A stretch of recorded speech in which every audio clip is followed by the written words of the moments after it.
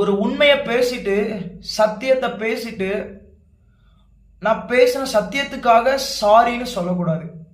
நான் சோசன்ல ஒரு வீடியோ, ஒரு சீன் நான் பார்த்தேன். அந்த சீன் எங்க நடக்குதுன்னா, மேரி வந்து இயேசுடைய பாதத்துல பரிமள தைலத்தை உடைச்சு ஊத்துறதை நம்ம பார்க்க முடியும்.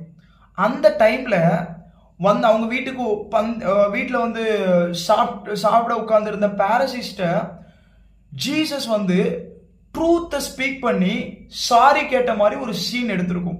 எனக்கு அந்த சீனை பார்க்கும்போது எனக்கு அதுல ஒத்து வரல. சாரி, ஐ குடிங் ஹெல்ப் யூ அப்படின்னு ஜீசஸ் சொல்ற மாதிரி அந்த சீன் ஆக்சுவலி பைபிள்ல அப்படி நடக்கவே இல்லை. இது எல்லாரும் தெரியணும். சோசன்ல சாரி கேட்ட மாதிரி இருக்கும். எனக்கு அது கொஞ்சம் ஹார்ட்ல வந்து ஒரு நட்ஜிங், இது என்னடா இப்படி இருக்கிற மாதிரி ஒரு சீன் எடுத்திருக்காங்களே அப்படின்னு சொல்லி. But after hearing the speech of Charlie Kirk நான் ஒரு காரியத்தை அறிஞ்சுக்கிட்டேன். அவங்க தெரியாம அந்த சீனை எடுத்துட்டாங்க. By the way, Chosen is a good series. எல்லாரும் பார்க்கலாம். நீங்க யாரா இருந்தாலும் சரி, எந்த மதமோ எந்த ஜாதியோ, இது எல்லாத்துக்கும் அப்பாற்பட்டது.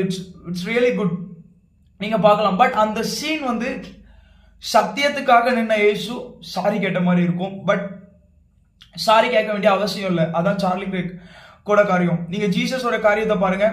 ஜீசஸ் வந்து எப்படி பாரசிஸா அஃபெண்ட் பண்ணி பேசினாரு, எப்படி ஜியூஸ் அஃபெண்ட் பண்ணி பேசினாரு. ஒரு கூட்ட ஜியூஸ் ஜீசஸை ஏற்றுக்கொள்ள மாட்டாங்க. அவங்க வந்து ஜீசஸை வந்து சன் ஆஃப் காட் நம்ப மாட்டாங்க. நிறைய கொஸ்டின்ஸ் கேட்பாங்க, நெகட்டிவா பேசுவாங்க.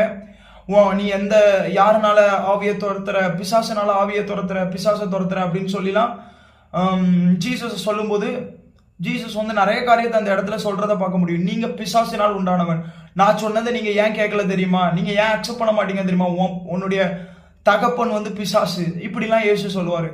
இப்படி சொல்லிட்டு ஐயோ உங்க தகப்பன் பிசாசுன்னு சொல்லிட்டேன்னு சொல்லி இயேசு வந்து அந்த இடத்துல சாரி கேட்கல. He stand for truth.